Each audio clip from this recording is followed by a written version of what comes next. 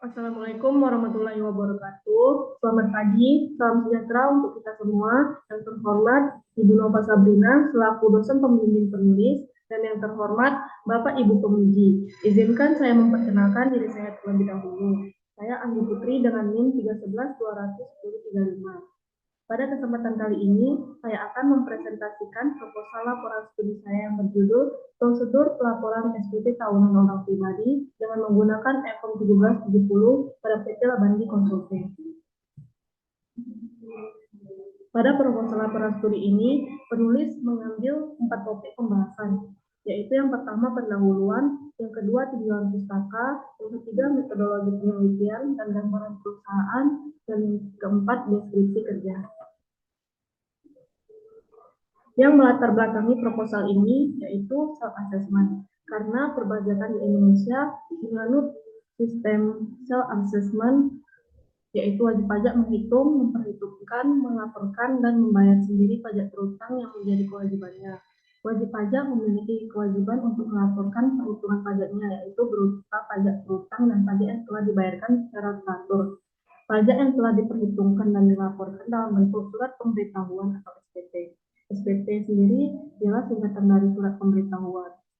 Dalam pelaporan SPT orang pribadi ini, masih banyak wajib pajak yang tidak mengetahui prosedurnya, dan banyak juga yang melakukan kesalahan pengisian datanya. Jadi, dengan menghindari kesalahan pelaporan SPT tahunan tersebut, banyak orang yang menggunakan jasa konsultan pajak untuk membantu proses pelaporan SPT tahunan orang pribadi, agar menghindari kesalahan pengisiannya.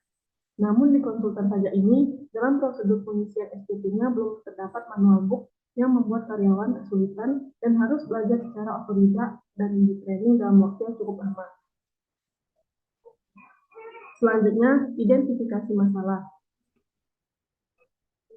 Identifikasi masalah penulis ialah pada penelitian ini belum adanya manual book untuk prosedur pengisian SPT tahunan orang pribadi menggunakan EFOM 1770. Selanjutnya, batasan masalah. Pada penelitian ini, penulis mengambil 2 batasan masalah. Yang pertama, batasan data. Data yang digunakan dalam penulisan laporan studi adalah data dari klien yang ada di PT Labandi Konsultan Indonesia. Dan yang kedua, batasan lapangan. Batasan lapangan penelitian ini dilakukan pada PT Labandi Konsultan Indonesia. Selanjutnya, tujuan penelitian proposal laporan studi ini ialah membuat manual book untuk prosedur pelaporan SPT tahunan orang pribadi menggunakan EFOM 1770. Selanjutnya, manfaat penelitian. Ada 4 manfaat penelitian. Yang pertama bagi penulis, yang kedua bagi perusahaan, yang ketiga bagi perguruan tinggi, yang keempat bagi pihak lain. Pertama bagi penulis.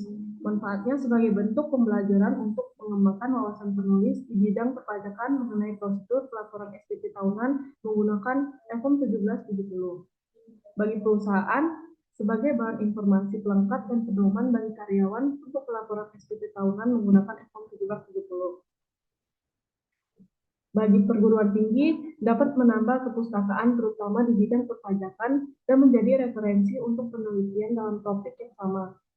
Sedangkan bagi pihak lain, dapat menjadi sumber informasi dan bahan pembelajaran mengenai prosedur pelaporan SPT tahunan pajak penghasilan orang pribadi menggunakan EFOM 1770. Selanjutnya, topik yang kedua ialah tinjauan pustaka.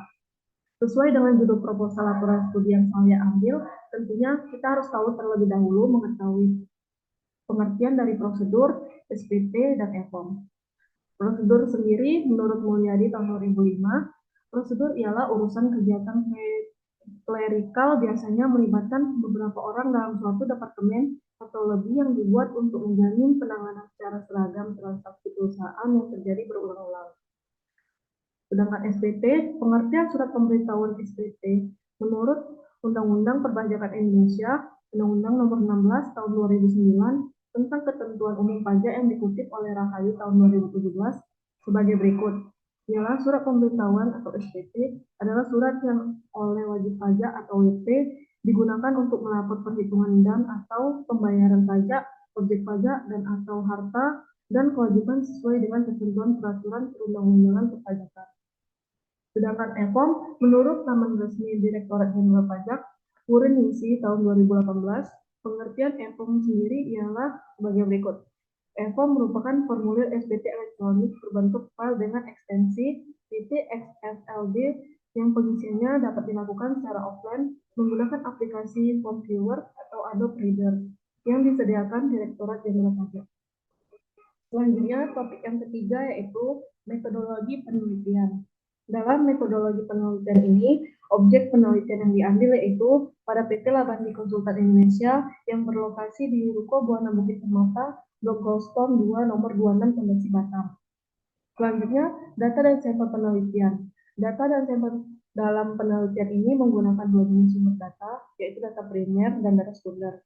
Data primer pada penelitian ini bersumber dari hasil wawancara dengan klien, sedangkan data sekunder bersumber dari dokumen yang diakses di laman Direktorat Jenderal Pajak.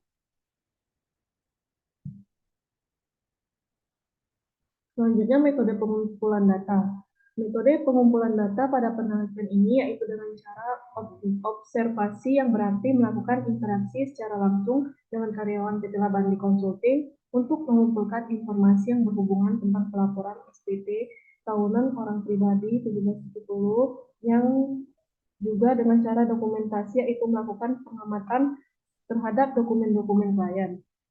Selanjutnya, metode analisis data. Penelitian yang digunakan adalah pendekatan kualitatif dan berjenis deskriptif.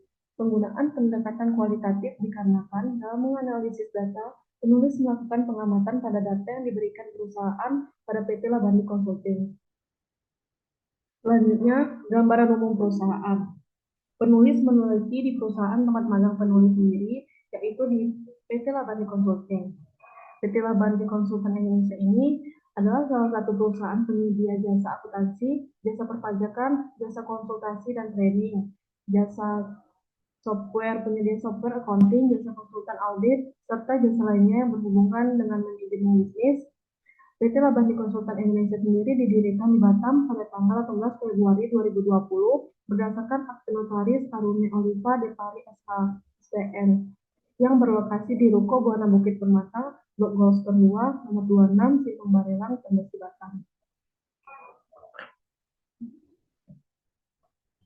Selanjutnya, struktur organisasi perusahaan PT Labandi Consulting. Ini memiliki struktur organisasi sebagai berikut, seperti yang kita lihat di gambar tersebut, yaitu ada komisaris, jabatan paling tertinggi, dan di bawahnya direktur utama. Dan di bawah direktur utama ada senior partner, setara dengan manajer partner dan partner.